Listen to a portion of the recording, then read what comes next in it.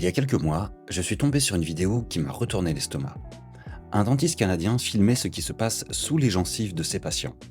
Et ce qu'il a trouvé, franchement, vous n'êtes pas prêt. Des créatures qui bougent, qui se nourrissent, qui creusent des galeries dans vos tissus. Et le plus choquant, ces organismes sont peut-être dans votre bouche en ce moment même. Si vos gencives saignent, c'est pratiquement certain. Restez jusqu'à la fin parce que je vais vous montrer ces images. Et vous allez comprendre pourquoi tout ce qu'on vous a dit sur la parodontite est faux.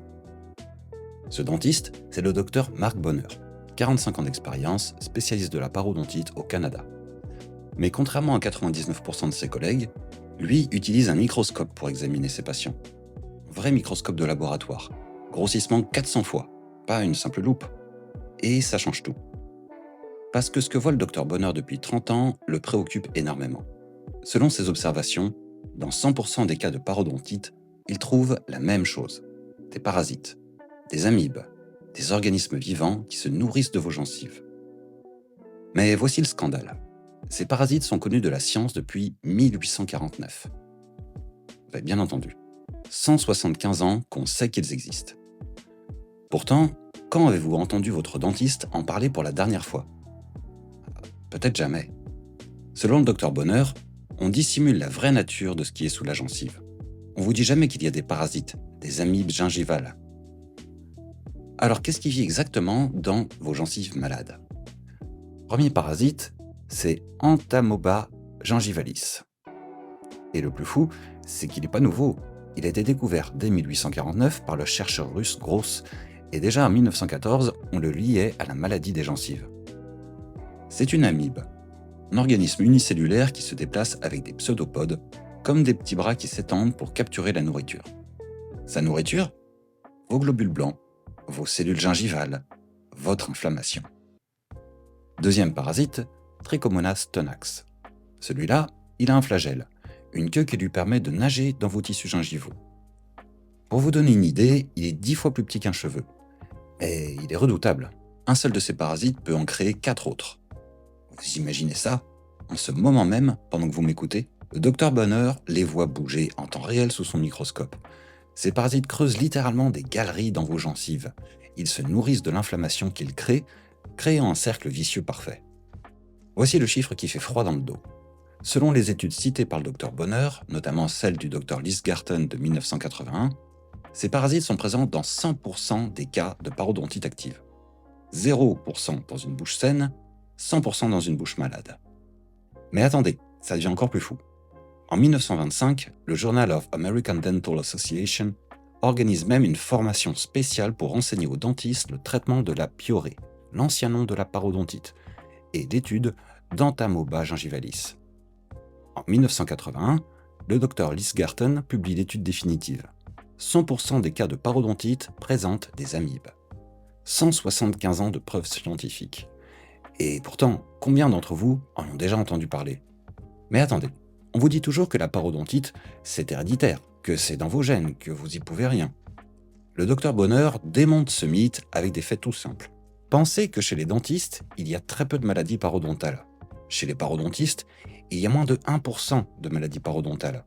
Chez les hygiénistes dentaires, il n'y a pratiquement pas de maladies parodontales. Si c'était génétique, les dentistes auraient la même proportion de parodontite que le reste de la population, environ 50% après 40 ans. Mais non, ils l'ont pratiquement pas. Ça change tout, n'est-ce pas ? La fatalité laisse place à la possibilité d'agir. Maintenant, voici ce qui rend le docteur Bonner différent de tous ses collègues. Au lieu de simplement gratter le tartre comme 99% des dentistes, lui élimine d'abord les parasites. Il s'attaque à la cause, pas aux symptômes. Comment ? Avec de l'eau oxygénée diluée à 1% et du bicarbonate de soude salé. Rien d'extraordinaire. Pas de médicaments, pas de chirurgie, mais appliqué avec précision pendant 4 à 6 mois selon un protocole rigoureux. Ces résultats rapportés sur plus de 1500 praticiens formés à sa méthode, 95 à 100% de fermeture des poches parodontales. Comparé aux 5 à 19% de réussite des détartrages profonds classiques selon les données qu'il cite. Vous réalisez l'énormité de la différence. On passe de 5% de réussite à 95% de réussite juste en changeant l'approche. Alors pourquoi cette information semble-t-elle cachée ? Il y a deux raisons principales. La première, c'est la complexité. Regarder dans un microscope prend du temps. Interpréter ce qu'on y voit demande une formation spécifique que 99% des dentistes n'ont pas. La deuxième raison, c'est le modèle économique. Et c'est la plus dérangeante. Le modèle économique de la dentisterie n'est pas basé sur la guérison préventive, mais sur la réparation. Réfléchissez à la logique économique. Un patient qui guérit définitivement avec de l'eau oxygénée et du bicarbonate, ça rapporte pas grand-chose. Un patient qui revient tous les 3 mois pour des détartrages, puis tous les ans pour des chirurgies, puis pour des implants, ça, c'est rentable. Je dis pas que c'est volontaire, je dis juste que l'ignorance arrange beaucoup de monde. Alors, question directe. Vos gencives saignent-elles quand vous passez le fil dentaire ou les brossettes? Si oui, il y a de très fortes chances que ces parasites vivent déjà chez vous, en ce moment même. Ce saignement, c'est pas normal avec l'âge. C'est le signe que votre corps se bat contre une invasion parasitaire.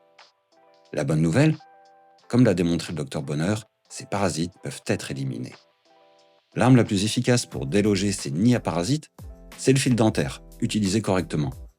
Mais 90% des gens l'utilisent mal. J'ai déjà fait une vidéo complète où je montre la technique validée par les parodontologues. Je vous mets le lien dans les commentaires épinglés.